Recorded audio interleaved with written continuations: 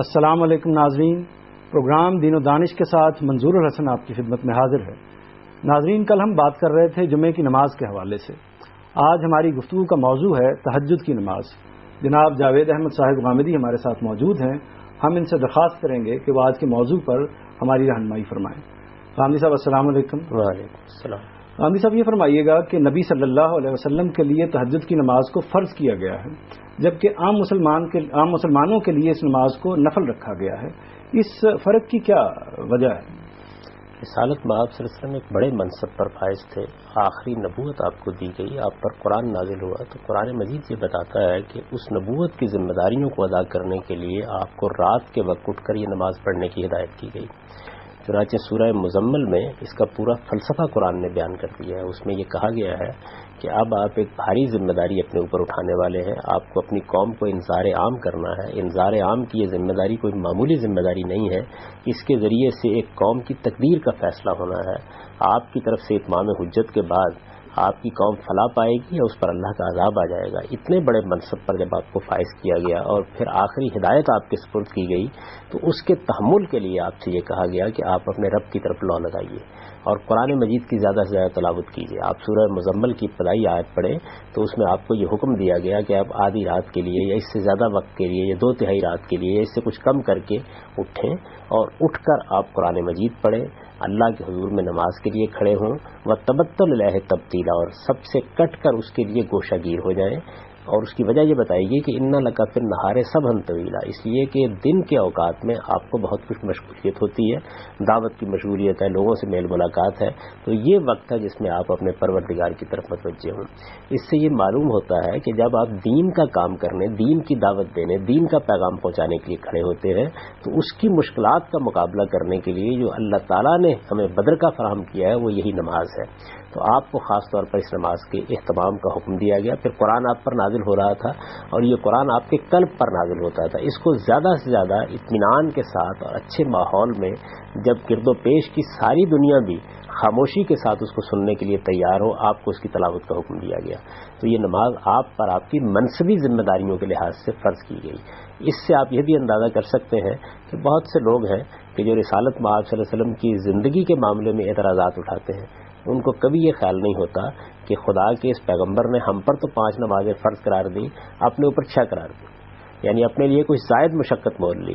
اور رسالت مآب صلی اللہ علیہ وسلم کی جو ازواج مطہرات ہیں وہ یہ بتاتی ہیں کہ رات کے وقت آپ کبھی 2/3 رات، کبھی آدھی رات کھڑے رہتے تھے اور اللہ کے حضور میں کھڑے ہو کے دعا مناجات کرتے تھے۔ بعض اوقات پاؤں پر برم آ جاتا تھا، لیکن آپ کبھی عبادت میں کمی نہیں کرتے تھے، یہاں تک کہ لوگوں نے توجہ دلائی تو آپ نے فرمایا کہ افلا اکون عبدا شکورا، میں خدا کا شکر گزار بندہ بن کر نہ رہوں۔ تو آپ پر تو یہ نماز فرض تھی۔ اس کو سورہ بنی اسرائیل میں قرآن نے بیان بھی کر دیا ہے اور یہ کہا ہے کہ جتنی نمازیں مسلمانوں پر فرض کی گئی ہیں وہ من اللیل فتہجد بہ نافلۃ لک، تو آپ رات کے وقت اٹھ کے تہجد کا اہتمام بھی کیا کریں، یہ آپ کے لیے ایک زائد نماز ہے۔ تہجد کا مطلب یہ ہے کہ نیند توڑ کر اٹھیں اور اٹھ کر یہ نماز پڑھیں۔ نیند بڑی محبوب چیز ہے اور یہ وہ وقت ہوتا ہے کہ جس وقت نیند بھی زیادہ زور کرتی ہے، اس وقت اس کو توڑ کر اٹھنا اور اٹھ کر پھر اللہ کی کتاب پڑھنا اور اللہ کو یاد کرنا اور اس سے دعا و مناجات کرنا، اس کو قرآن نے بیان کیا ہے کہ ان ناشئۃ اللیل ہے اشد وطن واقوہ مقیلا، یعنی اس کے ذریعے سے جمعیت خاطر بھی حاصل ہوگی، نفس پر کنٹرول بھی حاصل ہوگا اور آپ ٹھیک طریقے سے بات کو سمجھ کر دوسروں تک پہنچا بھی سکیں گے۔ تو رسالت مآب صلی اللہ علیہ وسلم پر اس کے فرض کرنے کی وجہ یہ ہے۔ کوئی نفل نماز اللہ تعالیٰ کی طرف سے مقرر نہیں کی جاتی، نفل تو ہم اپنے شوق سے پڑھتے ہیں اور اس اصول پر پڑھتے ہیں جو قرآن نے بیان کر دیا کہ وَمَن تَطَوَّعَ خَيْرًا فَإِنَّ اللَّهَ شَاكِرٌ عَلِيمٌ۔ رسالت میں آپ صلی اللہ علیہ وسلم کچھ نوافل بھی پڑھتے تھے، یہ جن کو آپ سنتیں کہتے ہیں جو نماز سے پہلے بعد پڑھی جاتی ہیں، یہ حضور کے منتخب کردہ نوافل ہیں، یعنی اللہ نے جو نماز فرض کی وہ تو اتنی ہے جتنی فرض نماز ہے، 2 رکعتیں فجر کی ہے، 4 ظہر کی ہے، اسی کے بارے میں پوچھا جائے گا، لیکن اس کے ساتھ اپنی طرف سے اپنے شوق سے اللہ کے حضور میں ہدیہ پیش کرنے کے لیے رسول اللہ صلی اللہ علیہ وسلم کچھ نوافل بھی پڑھتے تھے۔ وہ نوافل ہیں کہ جن کو سنت موقدہ یا سنت غیر موقدہ سے تعبیر کیا جاتا ہے۔ تہجد کی نماز حضور پر فرض میں نوافل ہی ہے، وہ اصل میں نوافل ہی، اسی طرح جو واجب کی اصطلاح استعمال ہوتی ہے اور اسی طرح ہمارے ہاں سنت مؤکدہ، سنت غیر مؤکدہ، نفل کی اصطلاح، مستحب کی اصطلاح استعمال ہوتی ہے. یہ تمام اصل میں نوافل ہی ہیں. یہ فقہا کی قائم کردہ اصطلاحات ہیں، اصل میں یہ نوافل ہیں. رسالت میں آپ صلی اللہ علیہ وسلم نے جن نوافل کا ہمیشہ اہتمام کیا ہے یا لوگوں کو اس کی تاکید کی ہے انہیں سنت مؤکدہ کہہ دیا جاتا ہے. جن نوافل کا آپ نے ہمیشہ اہتمام نہیں کیا، کبھی کبھی پڑھے ہیں یا کبھی کسی کو بتایا خود نہیں پڑھے، ان کو سنت غیر مؤکدہ کہہ دیا جاتا ہے. تو جو فقہا کی قائم کردہ اصطلاحات ہیں، اپنی اصل کے لحاظ سے نماز کی دو ہی قسمیں ہیں، وہ فرض ہوگی، نفل ہوگی. فرض نماز کا مطلب یہ ہے کہ آپ کو اسے پڑھنا ہے، آپ پڑھیں گے تو آپ کو اجر ملے گا، آپ نہیں پڑھیں گے تو آپ سے پوچھا جائے گا، آپ مسئول ہوں گے، جواب دہ ہوں گے. اور نفل کا مطلب یہ ہے کہ آپ پڑھیں گے تو آپ کے لیے باعث اجر ہے، نہیں پڑھیں گے تو مواخذہ نہیں ہوگا، آپ سے پوچھا نہیں جائے گا.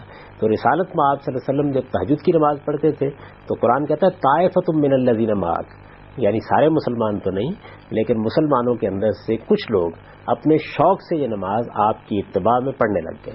یعنی حضور پر فرض تھی، وہ نفل نماز کے طور پر اس کو پڑھنے لگ گئے. تو لوگوں نے نفل نماز کے طور پر اس کو پڑھنا شروع کر دیا، نہ کہ نفل نماز کوئی اللہ تعالیٰ کی طرف سے مقرر کی جاتی ہے. یہ تو اپنے شوق کی چیز ہے، آپ جتنے چاہے نوافل پڑھ لیں.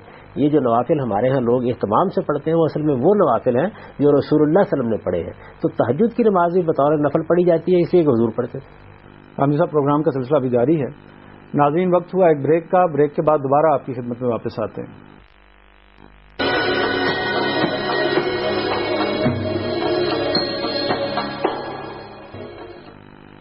ویلکم بیک ناظرین. رامدی صاحب، تہجد کی نماز کے حوالے سے ہمارے ہاں جو تصور اس کا پایا جاتا ہے کہ یہ تو اصل میں بزرگوں کے لیے مختص کی گئی ایک طرح سے نماز ہے. لوگ جب ریٹائر ہو جائیں، آخری عمر میں پہنچ جائیں تو ان کو پھر خاص ہو جانا چاہیے اللہ کی عبادت کے لیے، اور اس موقع پر اس نماز کو پڑھنا چاہیے. تو نوجوانوں میں اس کا رجحان یا عام لوگوں میں اس کا رجحان نسبتاً کم نظر آتا ہے. خیر، یہ تو بڑی فطری سی چیز ہے. نوجوان لوگوں کی اور بڑی مشغولیات ہوتی ہیں، اس وجہ سے وہ عبادات کی طرف ذرا کم رجحان رکھتے ہیں. اس کو انسان کی فطرت ہی پر چھوڑ دینا چاہیے. بڑھاپا آتا ہے تو قبر بھی زیادہ یاد آتی ہے، خدا بھی زیادہ قریب محسوس ہوتا ہے، آدمی مشغولیت سے بھی فارغ ہو چکا ہوتا ہے. تو یہ ایسا ہوتا ہے. تاہم اس کا کوئی دینی پہلو نہیں ہے. یعنی ایسا نہیں کہ ہمارے دین میں یہ بزرگوں کے لیے مقرر کردہ نماز ہے، یہ ایک نفل نماز ہے. رسالت میں آپ صرف میں پڑھی ہے، بڑی خیر و برکت کی چیز ہے. بہترین وقت ہے جس میں آپ اپنے خدا کو یاد کرتے ہیں. حدیثوں میں یہ آتا ہے کہ اللہ تعالیٰ خاص طور پر پہلے آسمان کی طرف متوجہ ہوتے ہیں اور اپنے بندوں کی دعائیں سنتے ہیں. تو یہ بڑا خاص وقت ہے. قرآن مجید نے اس کو بیان کیا ہے کہ یہ جو فجر کا وقت ہے، اس وقت جب قرآن پڑھا جاتا ہے تو قرآن الفجر مشہود ہوتا ہے. یعنی اس کو اس وقت فرشتے بھی سن رہے ہوتے ہیں، ذات خداوندی کی بارگاہ میں پیش کیا جا رہا ہوتا ہے. تو یہ بڑا خاص وقت ہے. اس لیے اس خاص وقت اٹھنے کی سعادت حاصل کرنے میں نوجوانوں کو بھی آگے بڑھنا چاہیے، بزرگوں کو بھی آگے بڑھنا چاہیے. تاہم یہ نفل نماز ہے، اور نفل نماز یا نفل جتنی بھی چیزیں ہوتی ہیں وہ اپنے شوق ہی سے آدمی کرتا ہے. اس کی ترغیب دینی چاہیے، اس کے لیے کوئی قانون نہیں بنایا جاتا. جو نماز فرض ہے نوجوانوں پر بھی، بوڑھوں پر بھی، اور ان سب لوگوں پر جو مسلمان ہوں، وہ وہی نمازیں ہیں کہ جو آپ 5 وقت میں پڑھتے ہیں. اور ان کی اتنی ہی رکعتیں فرض ہیں جتنی اللہ کے پیغمبر نے کی ہیں. جس طرح کہ میں نے عرض کیا کہ فجر آپ 2 رکعت آپ پر فرض کی گئی ہے، ظہر 4 رکعت فرض کی گئی ہے، عصر 4 رکعت، مغرب 3 رکعت، عشاء 4 رکعت. یہ فرض نماز ہے. اس کو آپ نہیں پڑھیں گے تو اللہ کے ہم مسئول ہوں گے، جواب دہ ہوں گے. یہ خدا کی حاضری کے لازمی آداب ہیں جو مقرر کر دیے گئے ہیں. باقی نفل ہے، تہجد آپ پڑھیں، بڑی سعادت کی بات ہے. فرض سے پہلے نفل پڑھیں، بعد میں نفل پڑھیں، بڑی سعادت کی بات ہے.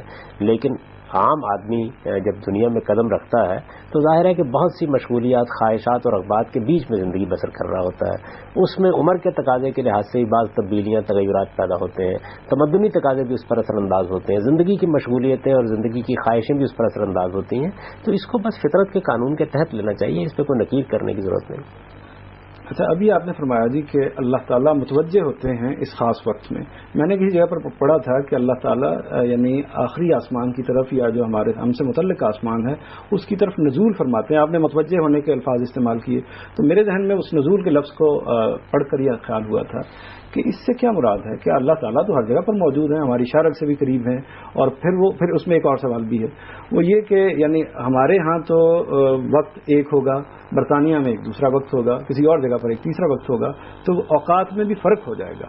تو اس میں اللہ تعالیٰ کے نزول کرنے یا اللہ تعالیٰ کے متوجہ ہونے سے کیا مراد؟ دیکھیے، اللہ تعالیٰ زمان و مکان کے پابند نہیں ہے، اور یہ جو تعبیریں اختیار کی جاتی ہیں ذات خداوندی کے بارے میں، یہ ہمارے فہم کے لحاظ سے اختیار کی جاتی ہیں. اس پر قرآن نے متنبع کر دیا ہے کہ ذات خداوندی کے بارے میں بات ہوگی، عالم آخرت کے بارے میں بات ہوگی، یہ نادیدہ عالم ہے.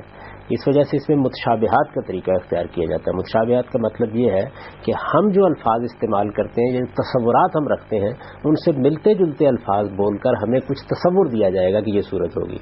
تو ذات خداوندی کا نزول کیسے ہوتا ہے، ذات خداوندی متوجہ کیسے ہوتی ہے، ان کا التفات خصوصی کیسے ہوتا ہے، زمان و مکان کی پابندیوں سے بالا تر ہو کر ایک ہی وقت میں یہاں ہمارے لیے کہیں اور کسی اور کے لیے یہ کیسے ہوتا ہے، اس کو جان لینا بندے کے بس کی چیز نہیں ہے. جو بات ہمیں سمجھانا مقصود ہے وہ یہ کہ اس وقت کو تلاش کرو، اللہ تعالیٰ کا خصوصی التفات اس میں حاصل ہو جائے گا. تو یہ التفات کی تعبیریں ہیں، اور التفات تو بہرحال ہوتا ہے.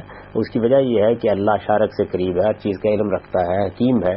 ذات خداوندی کے بارے میں یہ تصورات تو ہم سب رکھتے ہیں، لیکن اس کے ساتھ ہم یہ بھی جانتے ہیں کہ جب پیغمبر مبعوث ہوتے ہیں تو اللہ تعالیٰ کہتے ہیں کہ اِنَّکَ بِأَعْیُنِنَا، آپ ہر وقت ہماری نگاہوں میں، ہم دیکھ رہے ہیں معاملات کو، ہم سن رہے ہیں تمہاری باتیں. تو یہ خصوصی التفات کے اسالیب ہیں، گویا اللہ تعالیٰ اپنے بندے کے اوپر رحم فرمانے، کرم فرمانے کے لیے خصوصی طور پر متوجہ ہو رہے ہیں. تو ہمیں قریب کرنے کے لیے یہ ساری تعبیریں اختیار کی جاتی ہیں. ذات خداوندی میں ان چیزوں کا ظہور کس طریقے سے ہوتا ہے وہ ہماری گرفت میں آنے کی چیز نہیں، اس لیے کہ خدا ہیتا ادراک میں آنے کی شخصیت نہیں ہے، ہستی نہیں ہے. ہم صرف متشابہات کے طریقے پر کچھ تشبیہ دے کے، کچھ اپنے تصورات کے قریب کر کے اس کی صفات کو سمجھ سکتے ہیں، اس کے افعال کو سمجھ سکتے ہیں. اچھا غامدی صاحب، یہ ضروری ہے کہ اس نماز کو پڑھنے کے لیے ایک دفعہ سویا جائے، پھر اٹھا جائے، پھر نماز بھی پڑھی جائے؟ یہ ضروری نہیں ہے، یا وقت ہی کا تقرر ہے؟ اس کا تعلق وقت سے ہے. اس لیے ضروری نہیں ہے کہ آپ سوئیں، آپ پہلے بھی پڑھ سکتے ہیں. بلکہ رسالت میں آپ صلی اللہ علیہ وسلم سے پوچھا گیا کہ کچھ لوگوں کے لیے سو کر اٹھنا ممکن نہیں ہوتا، یعنی وہ اپنے اوپر اتنا کنٹرول نہیں رکھتے کہ جب چاہے اٹھ جائیں، ایک بار سو جائیں تو پھر آنکھ نہیں کھلتی. بہت سے لوگوں نے یہ بات کہی تو آپ نے فرمایا کہ جن کو اس کا اندیشہ ہو وہ اس کو عشاء کے بعد پڑھ لیا کریں. اچھا، لیکن لوگ اگر اس کا التزام کرنا چاہتے ہیں، اس کو اہتمام سے پڑھنا چاہتے ہیں، تو آپ اپنے تجربے، مشاہدے یا بزرگوں سے جو رہنمائی دین میں ضمن میں ہوئی ہے اس حوالے سے فرمائیے گا کہ کیا طریقہ کار اختیار کرنا چاہیے ان کو؟ دیکھیے، تہجد کی نماز کے لیے اٹھنا ہے تو آپ کو جلد سونا ہوگا، اپنے معمولات کو بہتر کرنا ہوگا. ہمارے ہاں اس وقت صورتحال یہ ہے کہ رات میں لوگ جاگتے ہیں اور دن میں لوگ سوتے ہیں. تو یہ تمدن میں جو تبدیلی آئی ہے اس میں تو فجر کی نماز لوگوں کے لیے پڑھنا مشکل ہو رہا ہے. اگر آپ اپنے معمولات کو کنٹرول نہیں کرتے اور اللہ تعالیٰ کے بتائے ہوئے نظم اور ضبط کے مطابق زندگی بسر نہیں کرتے تو پھر یہ بہت مشکل ہو جاتا ہے. تو آپ جلد سوئیے تاکہ آپ جلد اٹھ سکیں. آپ اگر عشاء کے فوراً بعد سونے کا طریقہ اختیار کر لیں، یا چلیے 1-1.5 گھنٹہ بعد ہی سونے کا طریقہ اختیار کر لیں، تو میں آپ کو یہ بتاتا ہوں کہ تہجد کے وقت آپ کی آنکھ کھل جائے گی. یعنی یہ جو وقت ہے، یہ وقت کبھی آپ کے ہاتھ سے نہیں چھوٹتا اگر آپ اپنے معمولات کو کنٹرول کریں. یہ ہم چونکہ نہیں کرتے، ہمیں اس کی قدر و قیمت کا احساس بھی نہیں ہے. دنیا کی زندگی کے اندر انسان یہ خیال کرتا ہے کہ یہی زندگی ہے، یہی مشغولیتیں ہیں، یہی جو کچھ حاصل ہونا ہے. اپنے رب کی خوشنودی حاصل کرنے کے لیے زیادہ سے زیادہ توغہ کرنے کا اگر شعور نہ ہو تو پھر یہی معمولات انسان کے اصل معمولات بن جاتے ہیں. لیکن اگر اسے یہ خیال ہو کہ مجھے اپنے پروردگار کے قریب ہونا ہے، مجھے اس کی خوشنودی حاصل کرنی ہے، اس کی رضوان حاصل کرنی ہے، اور میرے لیے آگے کی زندگی بڑی غیر معمولی اہمیت رکھتی ہے کیونکہ وہ ابدی زندگی ہے اور وہاں میرے تمام اعمال کا جائزہ لیا جانا ہے، اور جو کچھ میں یہاں کر رہا ہوں اس سب کچھ کو وہاں میرے سامنے نتائج کی صورت میں نمایاں ہو جانا ہے. تو پھر ظاہر ہے کہ وہ اپنے اوپر بھی کنٹرول کرتا ہے، اپنے نفس پر بھی ضبط کرتا ہے، اور اپنے معمولات کو قاعدے میں لا کر کوشش کرتا ہے کہ زیادہ سے زیادہ اپنے مالک کی طرف متوجہ ہونے کا وقت نکالے. غامدی صاحب، اس نماز کے لیے کتنی رکعتیں پڑھنی چاہیے؟ اس کی رکعتیں طاق پڑھی جائیں گی. یعنی اس کے بارے میں جو قانون ہے وہ یہ ہے کہ طاق رکعتیں پڑھی جائیں گی. رسالت میں آپ صلی اللہ علیہ وسلم ہمیشہ اسے طاق رکعتوں میں پڑھتے تھے. یہ جفت رکعتوں میں نہیں پڑھی جا سکتی، یعنی آڈ نمبرز میں پڑھی جائے گی. آپ 3 رکعتیں پڑھیں گے، 5 پڑھیں گے، 7 پڑھیں گے، 9 پڑھیں گے، 11 پڑھیں گے، اس سے زیادہ بھی پڑھ سکتے ہیں. حضور بالعموم اس کی 11 رکعتیں پڑھتے تھے، کم بھی پڑھتے تھے. یعنی آپ سے 5 7 کا ذکر بھی روایتوں میں ہوا ہے. غامدی صاحب، پروگرام کا سلسلہ ابھی جاری ہے. ناظرین، یہاں وقت ہوا ایک بریک کا. بریک کے بعد دوبارہ واپس آتے ہیں.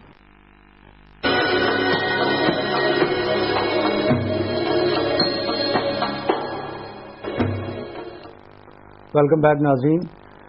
غامدی صاحب، اس نماز میں جب ہم قیام کرتے ہیں، رکوع کرتے ہیں، سجود کرتے ہیں، تو خاص طور پر قیام میں یہ بیان کیا جاتا ہے کہ تلاوت کلام پاک کو زیادہ سے زیادہ کرنا چاہیے. لوگوں کو، مجھے بھی خود بھی اس کا احساس ہے کہ لوگوں کو زیادہ مشکل ہوتی ہے قرآن مجید کو یاد کرنے کے حوالے سے. بڑی صورتوں کو یاد کرنا اور مشکل ہوتا ہے. تو اس میں کیا مصحف کو ہاتھ میں اٹھا کر پڑھنے کی اجازت ہے، یا کوئی ٹیپ وغیرہ کے ذریعے سے ہم اس کو ساتھ میں رکھ کر سن سکتے ہیں؟ نفل نمازوں میں آپ جو چاہے کر سکتے ہیں. آپ کو اگر قرآن یاد ہے تو آپ خود پڑھ لیجئے.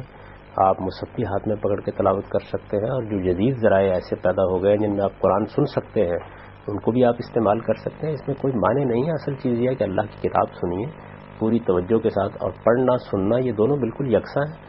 قرآن مجید آپ پڑھ رہے ہیں یا آپ سن رہے ہیں، ان دونوں میں کوئی فرق نہیں ہے. امام پڑھتا ہے، ہم سنتے ہیں.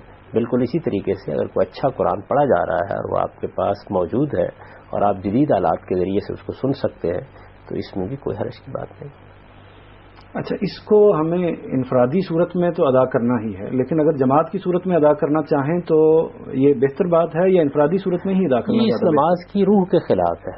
یعنی یہ نماز تو اصل میں فرد کا پروردگار کے ساتھ معاملہ ہے. یہ جتنی آپ تنہائی میں پڑھیں گے، جتنے الگ ہو کے پڑھیں گے، جتنے اکیلے میں پڑھیں گے، اتنی ہی زیادہ آپ کے لیے تزکیہ نفس کا باعث بنے گی. یعنی اس نماز میں ریا کے عنصر کو کم سے کم ہونا چاہیے، تاہم اس کی جماعت کرانا جائز ہے.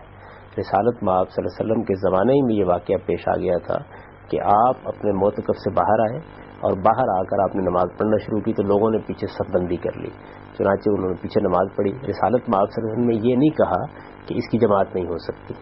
دوسرے دن پھر زیادہ لوگوں کو اطلاع ہو گئی، لوگ آ گئے، انہوں نے نماز پڑھی، تب بھی حضور نے یہ نہیں کہا. تیسرے دن بھی ایسا ہی ہوا. تو رسالت مآب صلی اللہ علیہ وسلم کے زمانے ہی میں یہ چیز مشروع ہو گئی تھی کہ اس کی جماعت بھی ہو سکتی ہے. لیکن وہ تو تراویح کی نماز تھی، وہ تہجدی کی نماز تھی. تہجدی کی نماز کو جب لوگوں نے رسالت مآب صلی اللہ علیہ وسلم کی اجازت سے عشاء کے بعد پڑھنا شروع کیا ہے تو اس کو بعد میں تراویح کا نام دیا گیا.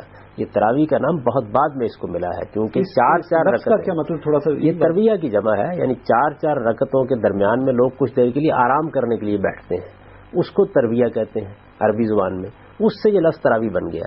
ورنہ آپ حدیث کی کتابیں دیکھیں تو یہ صلاۃ اللیل، قیام اللیل انہی الفاظ سے تعبیر کیا جاتا ہے. تو یہ تہجد کی نماز ہے. تہجد کی نماز ہے جس کو لوگوں نے حضور کی اجازت سے عشاء کے بعد پڑھنا شروع کیا. پھر سیدنا عمر رضی اللہ عنہ کے زمانے میں ایک امام کے تحت پڑھنا شروع کر دیا.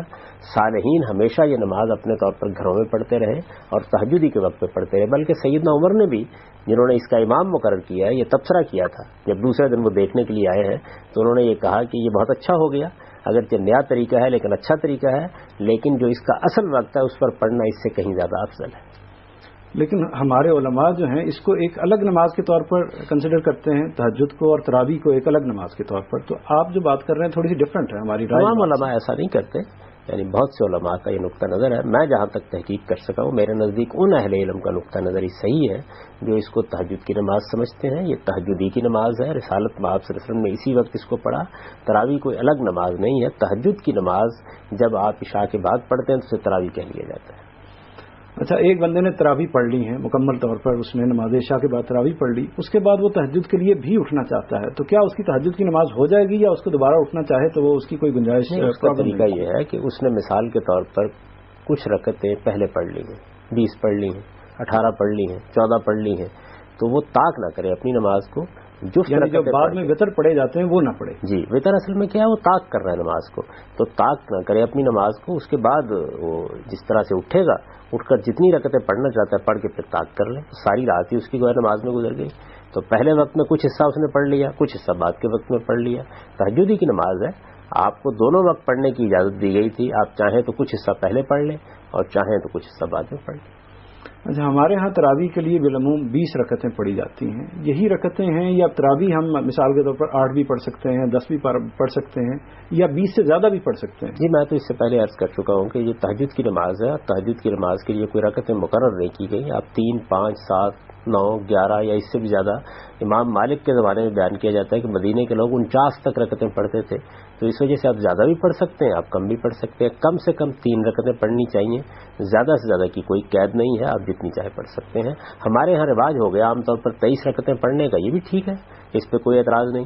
بہت سے دوسرے لوگ ہیں جو 11 رکعتیں پڑھتے ہیں، 8 اور 3 ملا کے. اس میں بھی کوئی حرج کی بات نہیں، نہ یہ کوئی لڑنے کی چیز ہے. اس کی رکعتوں کی کوئی تعداد مقرر نہیں کی گئی.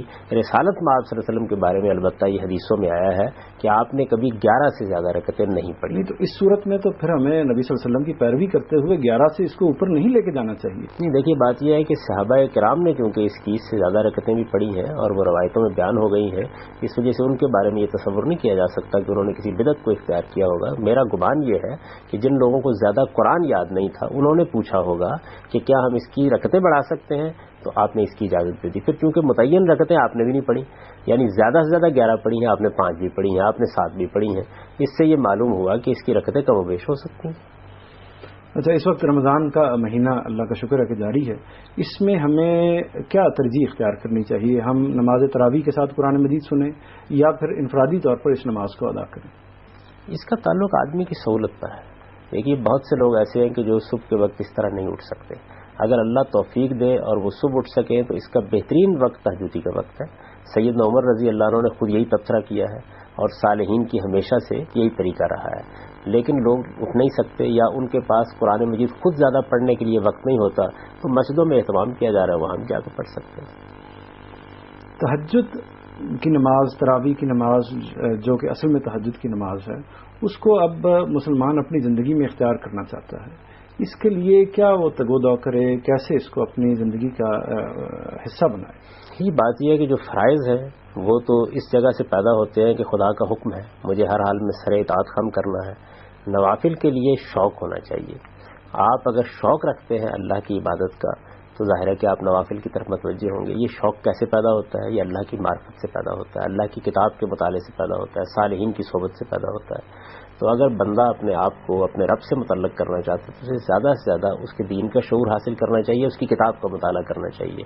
ہمارے پاس اللہ تعالیٰ کے ساتھ تعلق کا اس وقت واحد ذریعہ اس کی کتاب ہے.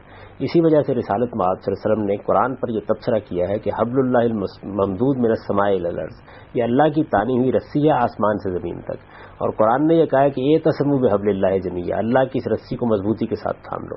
تو اس رسی کو آپ مضبوطی کے ساتھ تھامیے. قرآن آپ کو اللہ کی سچی معرفت دے گا، اس کی صفات سے متعارف کرائے گا، اور پھر جو پیغمبر کا انذار ہے وہ آپ کو خبردار کرے گا، آپ کے دل و دماغ کو بیدار کرے گا. پھر اس سے آپ آہستہ آہستہ اللہ کی طرف متوجہ ہوں گے. صالحین کی صحبت اٹھائیں، اچھی چیزوں کا مطالعہ کریں. اپنے ذہن میں کوئی شکوک و شبہات پیدا ہوں تو فوراً کسی صاحب علم کے ساتھ مذاکرہ کر کے، مکالمہ کر کے ان کو دور کرنے کی کوشش کریں. جتنا زیادہ آپ کا فہم اور آپ کی بصیرت بڑھے گی، اسی کے لحاظ سے آپ کے عمل میں بھی بہتری آئے گی. عامر صاحب بہت شکریہ آپ کا. ناظرین، پروگرام کا وقت اب ختم ہو رہا ہے. منظور الحسن کو اجازت دیجیے. خدا حافظ.